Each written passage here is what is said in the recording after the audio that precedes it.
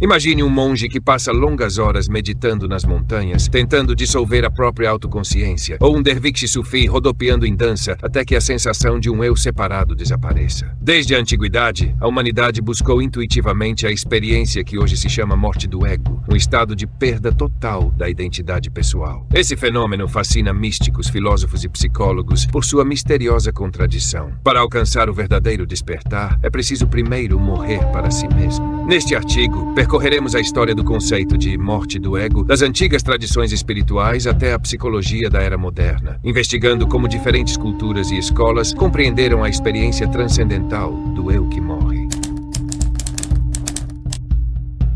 Práticas semelhantes ao que hoje se chama de morte do ego existem desde tempos imemoriais. Já nos rituais xamânicos arcaicos, buscadores procuravam ultrapassar os limites da própria personalidade para fundir-se com os espíritos ou com o universo. Em muitas religiões, esse morrer para si mesmo era considerado um passo indispensável no caminho rumo ao divino. A mística cristã do século XVI, Santa Teresa d'Ávila, por exemplo, descreveu experiências estáticas de união total com Deus. Em essência, o desaparecimento do próprio eu durante o transe religioso. No budismo, a meta suprema é o despertar Bodhi, que na terminologia ocidental moderna muitas vezes é interpretado justamente como morte do ego. Na tradição Zen, existe até o conceito de grande morte, a morte espiritual do falso ego, contraposta à pequena morte do corpo físico. Essa vivência implica a dissolução completa do senso habitual de individualidade e a abertura para a experiência do vazio e da unidade. Os mestres budistas descrevem a iluminação como um momento em que a consciência deixa de perseguir a própria cauda e abandona a ideia de um eu permanente. Torno-me nada, e então descubro que sou tudo, diz um comentário sobre a prática Zen. No hinduísmo, o conceito de moksha, a libertação da alma, representa o desencadeamento do verdadeiro eu e a fusão com Brahman, equivalendo à superação do ego limitado. O Islã sufista fala do estado de fana, aniquilação de si no amor a Allah. Os sufis chamavam poeticamente esse estado de morra antes de morrer, ressaltando que a transformação espiritual exige a morte simbólica do ego diante de Deus. Apesar das diferenças de linguagem e símbolos, a essência dessas tradições converge: renunciar à personalidade egocêntrica em favor de uma unidade superior com o absoluto. Embora místicos tenham falado em morrer para si mesmo durante séculos, o termo morte do ego só entrou em uso muito depois. Indiretamente, ele foi antecipado pelo filósofo americano William James, que descrevia o autoesquecimento estático como autorrenúncia. Mas foi o analista suíço Carl Jung quem primeiro descreveu o fenômeno em termos estritamente psicológicos. Em Arquétipos e o Inconsciente Coletivo, 1959, Jung introduziu o conceito de morte psíquica, uma transformação interna radical da personalidade. Ele sustentava que a morte do ego destrói a estrutura habitual do eu e zera a consciência, permitindo reconstruí-la de maneira mais natural e íntegra. Jung enfatizava que tal renascimento não é possível sem dor. O indivíduo precisa reconciliar arquétipos contraditórios dentro de si e atravessar um período de intenso sofrimento e crise de sentido. Essa dolorosa noite da alma é o preço pelo nascimento de um self novo e mais profundo. Jung, em geral, não via como objetivo o aniquilamento completo do ego. Ao contrário, na terapia junguiana, o ego deve ser desenvolvido e fortalecido para então entregar-se voluntariamente à orientação de um princípio superior. Ainda assim, a imagem da morte psicológica do ego tornou-se uma metáfora importante na psicologia analítica. As partes antigas e obsoletas da personalidade precisam morrer para que um novo eu possa nascer. Na metade do século XX, a ideia da morte do ego ultrapassou os círculos místicos e os consultórios psicanalíticos. Nos anos 1960, impulsionado pelo interesse na espiritualidade oriental e pelos experimentos com a consciência, o termo ego death fincou raízes na contracultura. O psicólogo e psiconauta norte-americano Timothy Leary, junto com seus colegas Ralph Metzner e Richard Alpert, popularizou o fenômeno no polêmico livro A Experiência Psicodélica. Baseando-se no livro tibetano dos mortos, antigo tratado budista sobre vivências pós-mortem, os autores descreveram as fases de uma viagem de LSD como uma sequência de bardos, estados de transição. A primeira fase, segundo Leary, é justamente a morte do ego, a dissolução completa da consciência habitual, seguida pelo renascimento psíquico da personalidade. Milhares de integrantes da geração hippie buscaram essa experiência ingerindo LSD e psilocibina. Relatos da época contam que, no auge da viagem, as pessoas sentiam o próprio eu morrer por completo, as fronteiras entre indivíduo e universo desaparecerem. Muitas vezes vezes acompanhadas de uma posterior sensação de renovação e insight. Naqueles mesmos anos, o termo migrou também para a psiquiatria acadêmica. Stanislav Grof, ao investigar o efeito do LSD sobre a consciência, observou a impressionante semelhança das vivências de seus pacientes com os relatos de transformação espiritual em inúmeras culturas. Grof criou um verdadeiro mapa da consciência, incluindo nele o nível das experiências perinatais, recordações imagéticas do nascimento. É precisamente nesse extrato profundo que, segundo ele,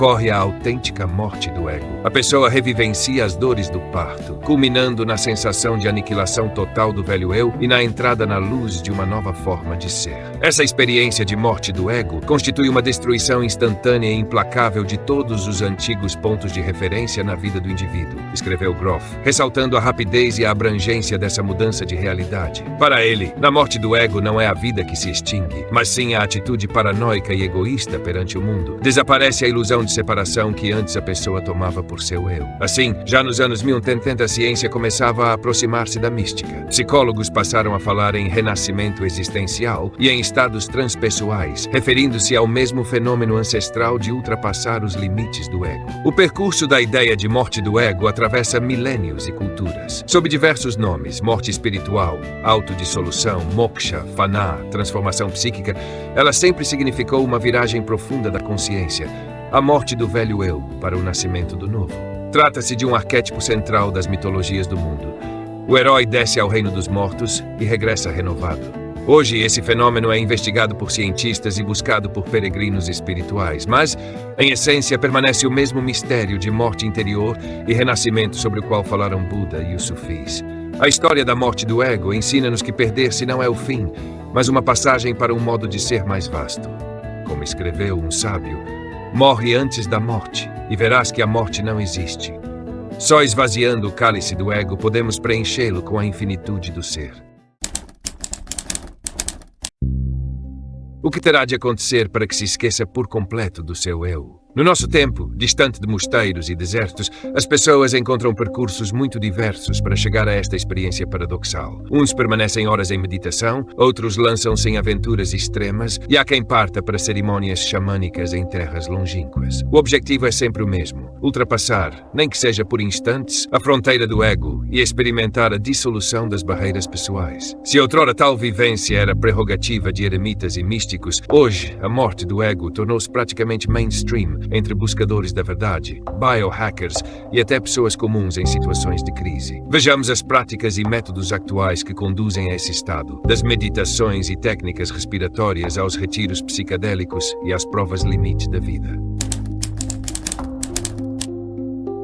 Um dos caminhos mais ecológicos para tocar a morte do ego continua sendo a meditação. Nas tradições Zen existe o conceito de iluminação como a morte do pequeno ego. E hoje centenas de milhares de pessoas no Ocidente praticam retiros de meditação prolongados na esperança de vivenciar algo parecido. Concentração profunda ou contemplação prolongada são realmente capazes de desligar temporariamente a sensação de individualidade. Por exemplo, muitos relatam que, durante um retiro, a percepção do tempo e do próprio eu desaparece de repente, restando apenas a presença pura. Os cientistas chamam esse estado de dissolução do ego, e ele pode ser familiar até no cotidiano, quando você se perde completamente em um bom livro ou na música, deixando de perceber a si mesmo e o passar do tempo. Praticantes experientes de meditação, como Vipassana ou meditação transcendental, descrevem momentos em que o diálogo interno silencia e a sensação de fronteiras pessoais se dissolve no espaço. Nesses instantes, a pessoa pode sentir unidade com tudo que existe. É justamente por esse insight que monges budistas passam anos aprendendo a morrer,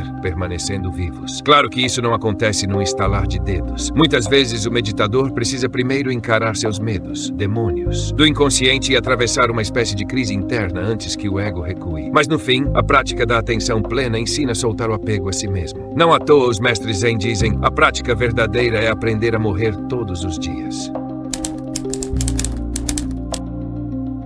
Após a proibição do LSD nos anos 1960, Stanislav Grof propôs um caminho alternativo para alcançar estados alterados, a respiração holotrópica. Esta técnica respiratória intensa, séries de inspirações muito profundas e rápidas ao som de música, pode levar a pessoa a um transe tão profundo quanto um psicadélico. Durante uma sessão de respiração holotrópica, muitos relatam o aflorar de conteúdos inconscientes profundos, visões e, por vezes, a sensação de sair completamente do corpo e dissolver o ego. Grof descrevia como os participantes atravessam uma crise terapêutica, um clímax em que se liberta a carga emocional reprimida, seguido por uma sensação de libertação e integração. Holotropic significa orientado para a totalidade, e o objetivo desta prática é ajudar o indivíduo a superar bloqueios internos e, em última instância, transcender o eu limitado. De modo semelhante funciona o célebre método de Wim Hof, que combina hiperventilação com arrefecimento extremo. Os seguidores do Homem de Gelo contam que, após alguns ciclos de respiração intensa e um banho gelado, surge um estado peculiar, mistura de euforia, paz e reinicialização mental. O próprio Wim Hof afirma que o seu método ajuda a soltar o ego e a regressar a um estado de consciência mais natural e puro. Participantes dos seus treinos relatam que, sob o frio e um ritmo respiratório específico, deixam de sentir os medos habituais. A personalidade recua e abre-se o acesso a emoções profundas. Cientificamente, explica-se tal efeito pela potente libertação de endorfinas e adrenalina. Mas na experiência subjetiva, muitos comparam essas sensações a vivências místicas. A respiração consciente, em geral, oferece uma chave surpreendente para o sistema nervoso. Ao alterar o ritmo de inspiração e expiração, podemos desligar o modo padrão do cérebro e, por algum tempo, ir além dos limites do ego.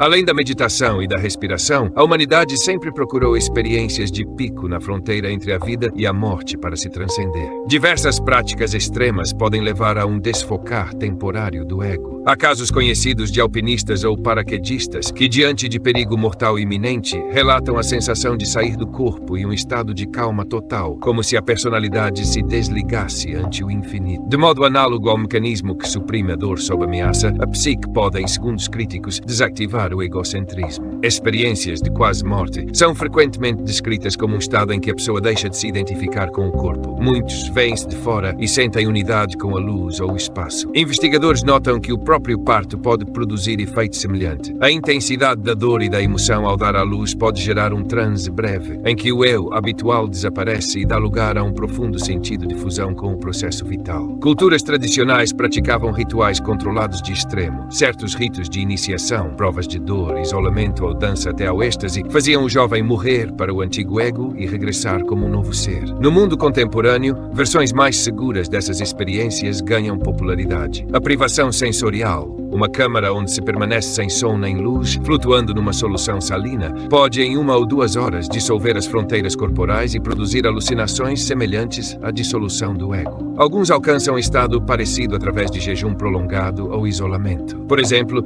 nos retiros escuros, em que a pessoa fica dias na escuridão total. Sabe-se que, após um par de dias sem luz, o cérebro começa a produzir psicadélicos endógenos, DMT, podendo surgir visões vívidas e a sensação de sair para além do eu. Todos esses métodos, da respiração à privação, são, na essência, portas diversas que conduzem à mesma zona da consciência, onde o ego habitual se desfaz.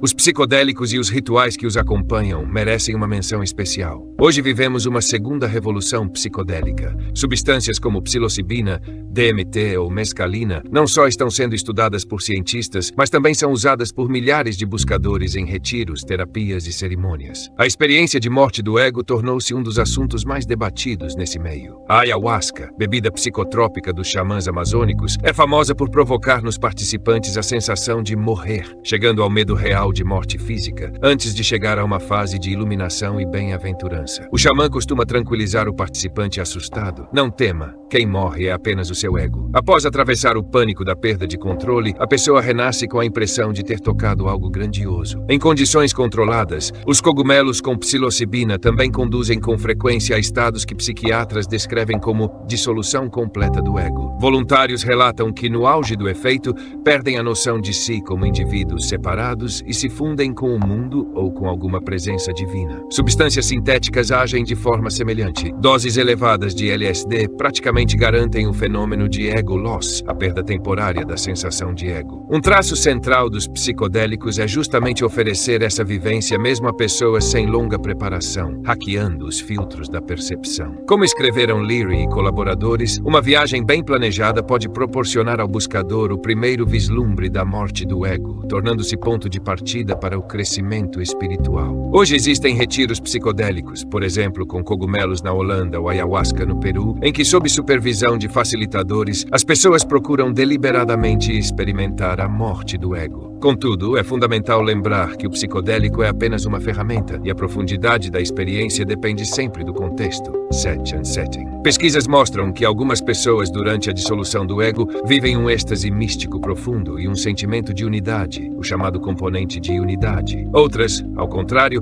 mergulham em terror absoluto, sensação de aniquilação e ruptura com a realidade, o componente de perda do ego, o que se costuma chamar de boa ou má viagem. Para que o primeiro prevaleça sobre o segundo, as práticas contemporâneas enfatizam a correta integração do que foi vivido, tema que abordaremos mais adiante. O buscador contemporâneo pode chegar à experiência da morte do ego por inúmeros caminhos, da silenciosa almofada de meditação a um estrondoso festival transe ou a cabana de um xamã na selva. É fundamental lembrar que por trás de todas essas práticas reside um princípio único: transcender a percepção habitual de si mesmo. Estejamos meditando ao nascer do sol, prendendo a respiração em águas geladas ou engolindo o amargo cozimento de cipós, o objetivo é semelhante: derrubar temporariamente as paredes da cela do ego e olhar o mundo sem elas. Cada caminho traz seus riscos e descobertas, mas o que todos partilham é que, em última análise, a experiência da morte do ego não é o ponto final, mas apenas o início de um vasto trabalho interior. Afinal, é preciso retornar do nada ao cotidiano renovado e conseguir integrar o que foi visto à própria vida. Falaremos disso nas próximas partes deste estudo.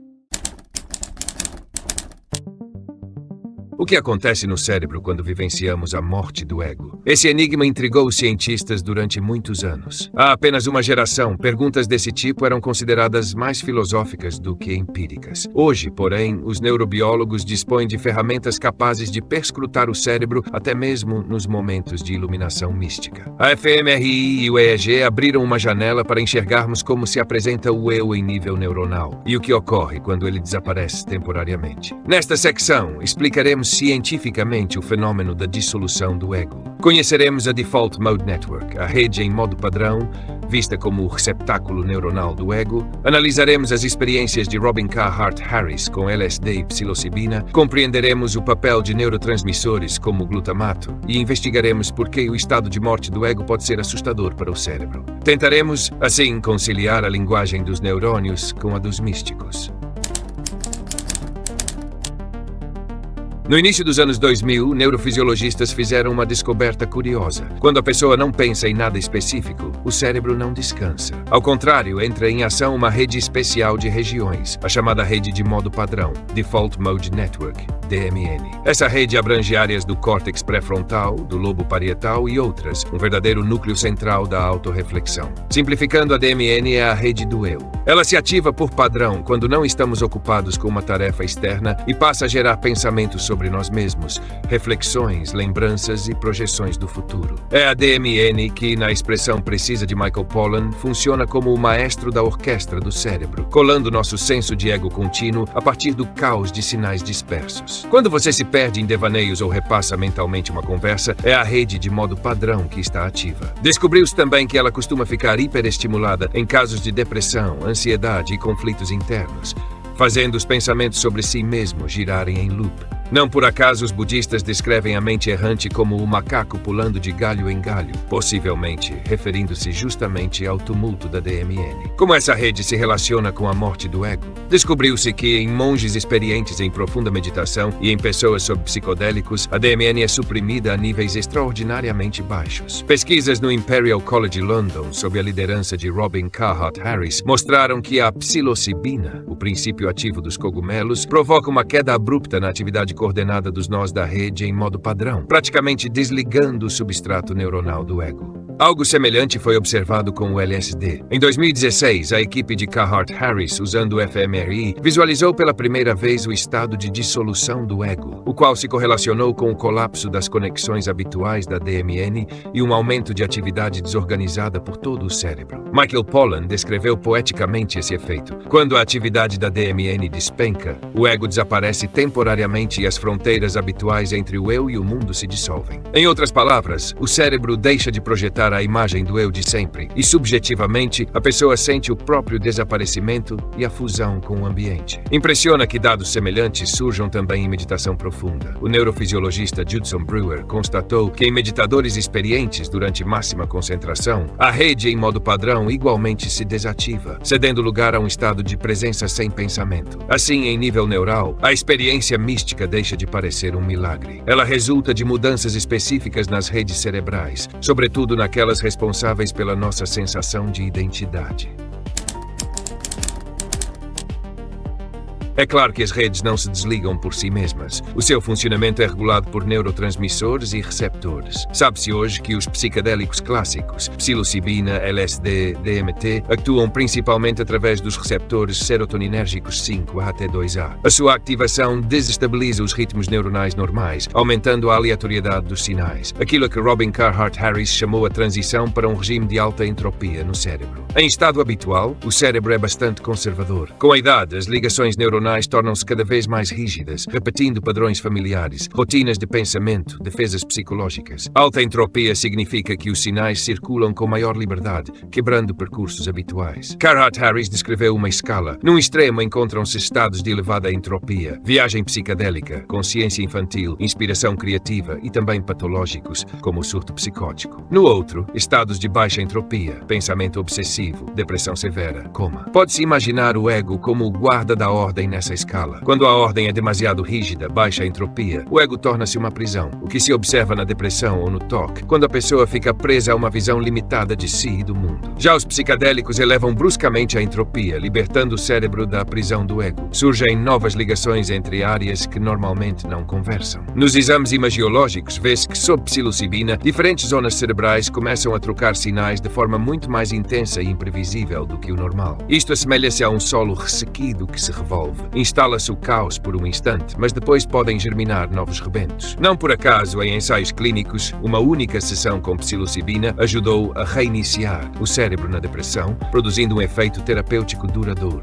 É evidente que a desativação da DMN e a morte temporária do ego afrouxam esquemas mentais patologicamente rígidos, permitindo à psique ganhar flexibilidade e um olhar renovado. Daí o potencial antidepressivo e curativo deste tipo de experiência. Além da serotonina, também se investigam outros correlatos bioquímicos da dissolução do ego. Num experimento, por exemplo, mediu-se o nível de glutamato, o principal neurotransmissor excitatório, em diferentes regiões do cérebro durante uma sessão com psilocibina. Constatou-se que as características da experiência dependem de alterações locais da atividade glutamatérgica. O aumento de glutamato no córtex pré-frontal medial associou-se a vivências difíceis e assustadoras de colapso do ego, possivelmente refletindo a resistência do centro do ego, ao passo que a redução dos níveis de glutamato no hipocampo coincidiu com sensações positivas e estáticas de unidade. Em outras palavras, a neuroquímica pode determinar se a morte do ego será inferno ou paraíso para o sujeito. Também se levanta a questão da predisposição genética e dos traços de personalidade. Recentemente, pesquisadores criaram questionários específicos, como o Ego Dissolution Inventory,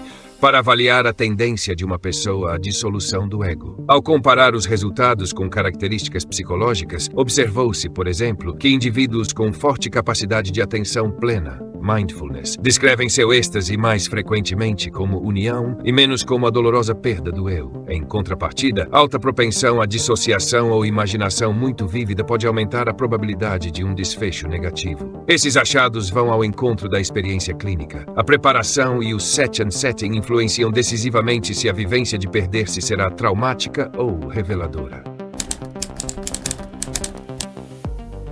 Do ponto de vista neurobiológico, não surpreende que a morte do ego seja frequentemente acompanhada de terror. Afinal, o ego é um mecanismo evolutivo de autopreservação. Durante milhões de anos, o cérebro aprendeu a proteger o organismo da morte. E agora, de repente, propõe-se que aceite a morte, ainda que apenas subjetiva. Ativam-se estruturas profundas do medo, amígdala, hipotálamo, como se houvesse uma ameaça real à vida. Mesmo psiconautas experientes, no auge de uma viagem, podem enfrentar um momento de pavor primordial. O coração dispara, o corpo agarra-se à vida, embora objetivamente nada perigoso esteja a acontecer. Stanislav Grof notava que, nas imersões em estados alterados intensos, via LSD ou respiração holotrópica, praticamente todos atravessam, a certa altura, crise de morte do ego, marcada pela sensação de morte iminente e por uma tentativa panicked de resistir. Ele descreveu séries de sessões em que os participantes chegavam repetidas vezes a esse limite, mergulhavam em desespero ou tentavam segurar-se até aprenderem por fim a largar o controle. O esforço consciente de não ceder ao pânico pode conduzir a uma peculiar sensação de transcender a própria morte física, escreveu Grof, sublinhando que mal se para de lutar, o medo é substituído por um profundo alívio. Em essência, o cérebro precisa compreender que a dissolução do ego não é morte verdadeira. Quando essa compreensão se instala, a resposta de pânico extingue-se. Alguns neurofisiologistas sugerem que, nos momentos de entrega, reforçam-se as ligações entre o lóbulo frontal e os centros de recompensa, e em vez da resposta de medo surge uma sensação de alívio existencial. Mas, se tentar manter à força o ego, o conflito entre raciocínio e caos da viagem pode apenas amplificar o terror e conduzir a um bad trip, experiência negativa semelhante a um surto psicótico. Felizmente, a desintegração temporária da personalidade é quase sempre reversível. Quando o efeito da substância passa, ou o meditador sai do samadhi, ou o praticante extremo regressa ao solo, a rede do ego volta a funcionar, como se acendesse a luz numa sala. Curiosamente, muitas vezes ela regenera-se com novas configurações. A pessoa nota que antigos padrões neuróticos enfraqueceram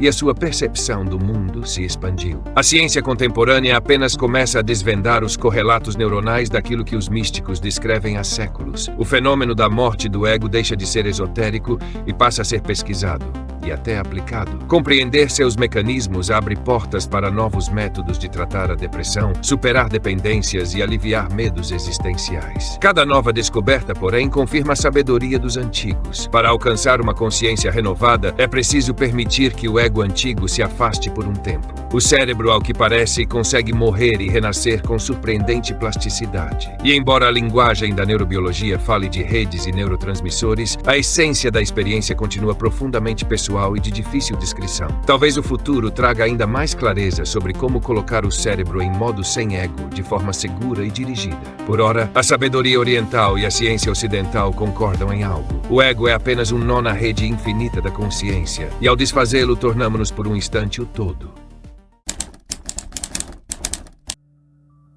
A ideia de dissolver completamente o próprio ego pode soar inspiradora. Não é por acaso que tantos livros e gurus exaltam a perda de si como chave para o despertar. Contudo, em torno do fenômeno da morte do ego cresceram inúmeros mitos, equívocos e extremos perigosos. Para iniciantes, às vezes parece que basta matar o ego e todos os problemas estarão resolvidos. Alguns chegam a caçar o próprio eu como se fosse um inimigo. Nesta sessão, examinaremos as facetas sômbrias e ilusórias desse caminho. Por que não se deve entender a morte do ego como a aniquilação literal da personalidade? Como a armadilha surge na forma do ego espiritual, em que a dissolução do ego difere de um quadro psicótico? Por que romantizar essa experiência é nocivo? E quais perigos aguardam quem busca o despertar sem a devida integração? Nosso caminho rumo à verdade passa, antes de tudo, por desmascarar essas ilusões. Um dos equívocos mais comuns é acreditar que a morte do ego implica a destruição total e permanente do ego, e que essa seria a meta da prática espiritual. Alguns buscadores recém-convertidos chegam a declarar guerra ao próprio ego, vendo nele a fonte de todos os males. Mas os psicólogos alertam: matar o ego literalmente é impossível e desnecessário. O ego não é um parasita nem um tumor, mas uma parte inseparável da psique que desempenha funções essenciais. A metáfora da morte do ego descreve uma experiência temporária ou uma etapa transitória transitória, seguida pelo retorno a um eu normal, mas com uma nova perspectiva. Tentar apagar o ego física ou quimicamente para sempre só conduz a estados patológicos. Num surto psicótico ou após certos traumas cerebrais, a personalidade pode de fato desintegrar-se, mas isso é doença, não iluminação. As tradições espirituais falam em transformar o ego, não em liquidá-lo. Como dizia o mestre Zen, antes do despertar, mata-te. Depois do despertar, vive de novo. Ou seja, o velho ego deve dar lugar a uma personalidade nova, mais flexível e sábia, e não desaparecer sem deixar rastro. Viver sem ego é utopia. Alguns praticantes caem na armadilha de reprimir toda manifestação de individualidade, emoções ou desejos,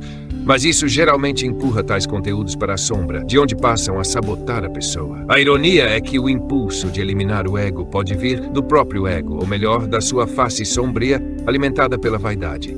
Vejam como sou especial, livrei-me do ego. O resultado é um egocentrismo disfarçado em sentido inverso.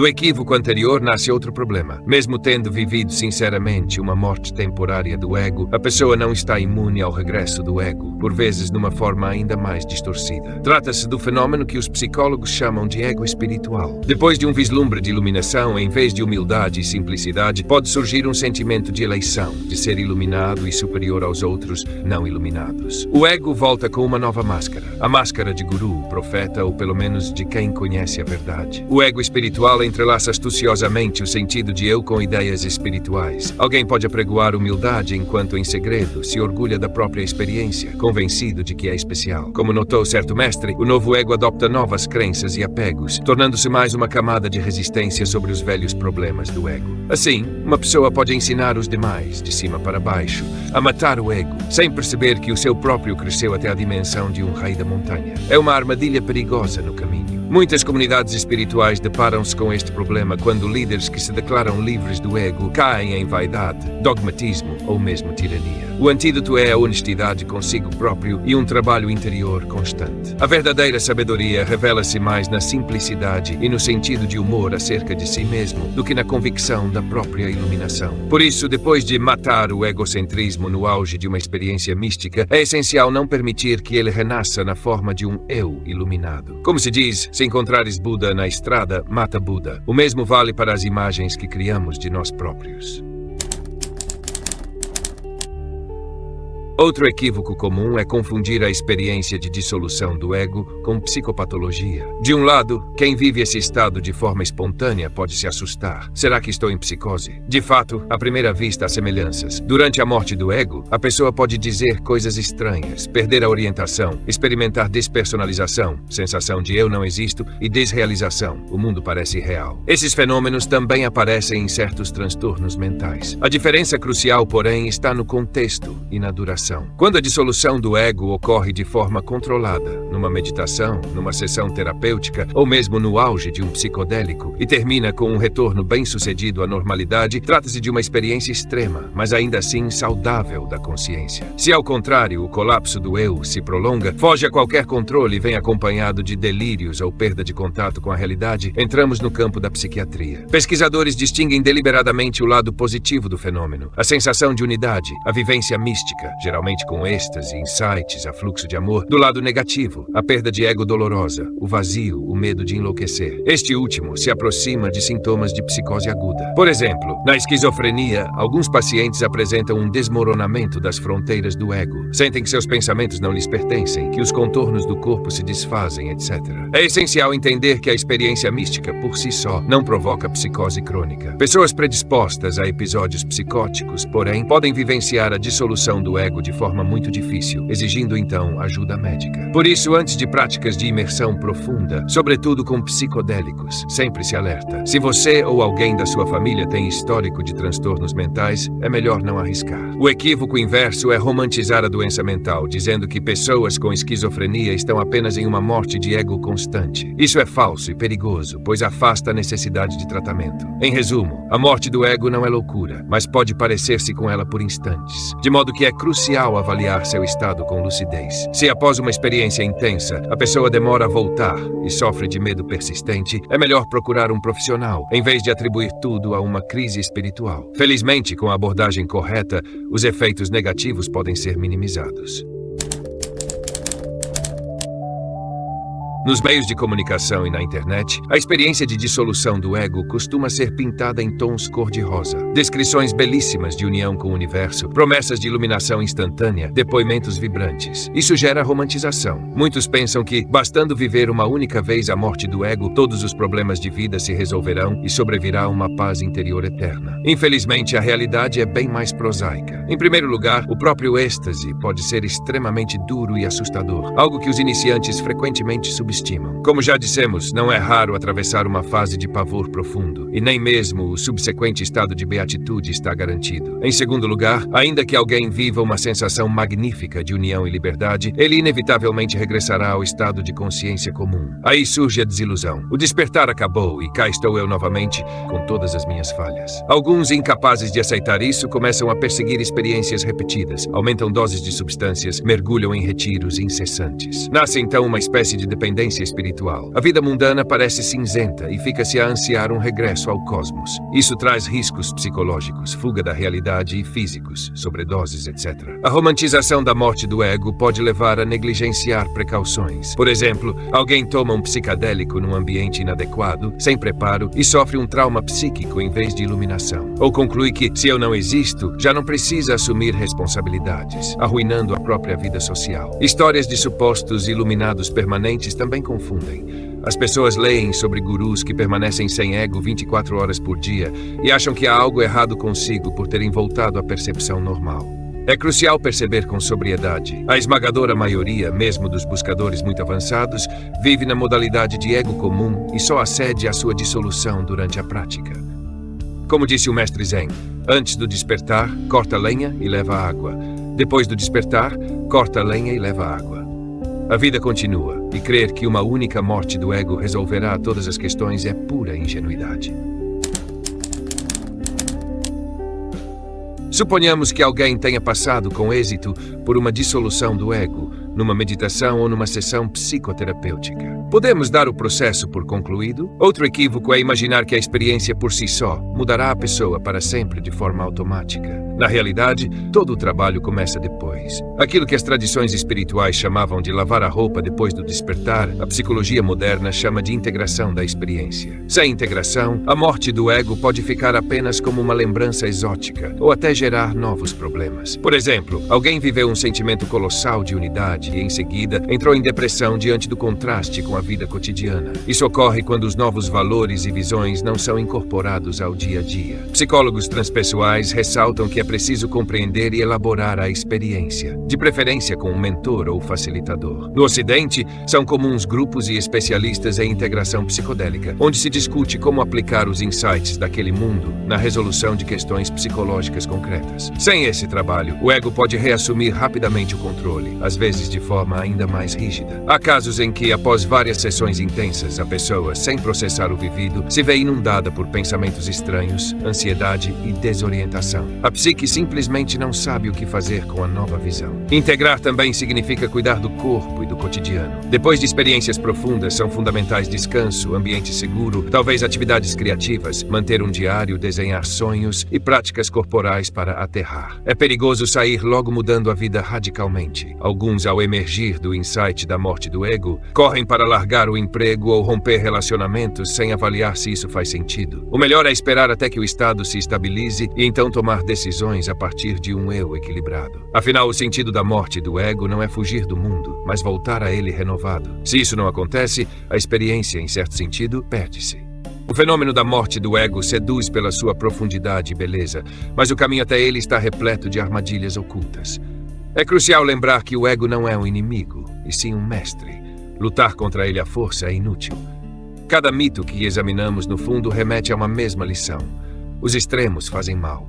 A tarefa do buscador é trilhar a via do meio, nem demonizar o ego, nem apegar-se a ele, nem fugir do mundo, nem negligenciar a prática, nem romantizar o despertar, nem temê-lo. Como disse um renomado psicoterapeuta, a experiência mística pode trazer clareza ou confusão. Tudo depende do que você faz com ela depois. A morte do ego é apenas uma ferramenta de transformação. E a sabedoria está em, após morrer para as ilusões, voltar à vida com amor e compreensão por si mesmo e pelos outros. Depois de tudo o que foi dito, surge uma questão paradoxal. Se o despertar exige abrir mão do ego, para que ele nos serve afinal? Não seria mais simples viver sem esse tirano interior? Por que estamos, do ponto de vista evolutivo, condenados a sentir um eu? Na última parte, examinaremos com sobriedade o papel do ego na psique e na vida humanas. Analisaremos a utilidade real do ego, como ele nos protege e impulsiona, quando ajuda e quando atrapalha. E, sobretudo, como encontrar o equilíbrio entre profundos insights espirituais, nos quais o ego desaparece temporariamente, e o funcionamento saudável da personalidade no mundo, onde o ego é necessário. Afinal, o objetivo não é eliminar o eu, e sim domá-lo, transformá-lo de patrão em servo. Como diz o provérbio, o ego é um excelente servo, mas um péssimo senhor. Vamos tentar compreender como fazer as pazes com o ego depois de experimentar a sua morte. Os psicólogos comparam o ego a um capitão de navio que mantém o rumo e impede a embarcação de despedaçar-se nas rochas do inconsciente. Do ponto de vista evolutivo, o ego é uma adaptação que permitiu aos nossos antepassados sobreviver. Ele forma-se na infância, quando a criança começa a perceber-se como um ser separado. Um ego saudável cumpre várias funções úteis. Primeiro, garante a sensação de integridade e estabilidade. Graças a ele, temos uma história unificada, uma memória de nós mesmos. Continuamos a ser quem somos, apesar das mudanças externas. Segundo, o ego funciona como sistema imunológico psicológico. Filtra ameaças e protege contra sobrecarga. Sem uma identidade básica, críticas ou fracassos feririam muito mais. O esqueleto interno absorve o impacto. Estudos mostram que pessoas com um forte sentido de self são mais resilientes ao estresse e superam crises com mais eficácia. Terceiro, o ego é nosso integrador e organizador. Ele harmoniza as diferentes partes da psique, coordenando desejos, limitações e normas sociais. No psicanalismo clássico, o ego media entre os impulsos do id, desejos biológicos, e o severo superego, consciência moral. Sem esse mediador, a pessoa afundaria no caos das paixões ou se tornaria rígida em dogmas morais. Quarto, o ego motiva o desenvolvimento. São as aspirações pessoais, realizar-se, alcançar sucesso, deixar uma marca, que impulsionam a ciência, a arte e simplesmente nos fazem levantar da cama pela manhã. Enquanto vivermos num corpo, o ego é nosso guia no mundo externo. Ele defende nossas fronteiras e diz: isto sou eu, aquilo não sou eu. Sem essa função, estaríamos tão vulneráveis quanto um recém-nascido. Não por acaso o psiquiatra Viktor Frankl, que sobreviveu aos horrores dos campos de concentração, escrevia que o sentimento de dignidade baseado no núcleo da personalidade ajudava os prisioneiros a não sucumbir. O monge budista Thanissaro Bhikkhu observa igualmente: um ego saudável e funcional é uma ferramenta importante no caminho para o despertar, pois oferece ao praticante a disciplina e a lucidez necessárias. Por outro lado, todos os problemas apontados pelos sábios também são reais. O ego é a fonte dos nossos medos e sofrimentos quando escapa ao controle. Mantendo a metáfora marítima, um capitão que esquece que apenas serve ao navio pode tornar-se tirano e levar a embarcação a naufragar. Assim, o ego pode ficar inchado ou distorcido. Os sinais são claros: orgulho excessivo, sensação de importância desmedida, apego doentio à própria imagem. Nessa situação, o ego já não protege a pessoa, mas apenas a si mesmo. Qualquer ameaça ao amor próprio provoca agressividade ou pânico. Pensemos em quanto rancor e conflito nascem de mágoas, e a mágoa só existe onde o ego percebe um ataque ao eu. Há ainda a fixação egóica. A pessoa se identifica tanto com o papel, o status ou o passado que não consegue mudar. Isso leva à estagnação e a uma visão estreita. Psicólogos chamam esse fenômeno de rigidez do ego, incapacidade de ultrapassar o velho autoconceito, mesmo quando ele prejudica. É aí que se entende o propósito da prática espiritual: quebrar essas algemas. Buda ensinava que o sofrimento nasce do apego ao eu, a ideia de si como essência imutável. Um exemplo contemporâneo: pessoas em depressão costumam ficar presas a uma autoimagem negativa, sou inútil, como se o ego estivesse engessado em autopunição. A dissolução do ego, seja em terapia, seja numa experiência mística, pode demolir essa construção viciosa e mostrar à pessoa que ela é mais do que a própria história. Ao voltar ao estado ordinário, o ego normalmente se reorganiza. A questão é se ele volta mais flexível e humilde. É ruim quando a experiência de unidade, em vez de gerar humildade, fortalece o ego, o chamado ego espiritual. É bom quando o capitão que retorna entende que não é o único na ponte de comando, que existem o oceano e as estrelas. Assim, o ego atrapalha quando ignora a realidade, tomando-se por centro do universo e desligando-se do todo. Torna-se então uma prisão em que a pessoa vive só e na defensiva. Pelo contrário, um ego ciente do próprio lugar dentro de algo maior converte-se num instrumento valioso.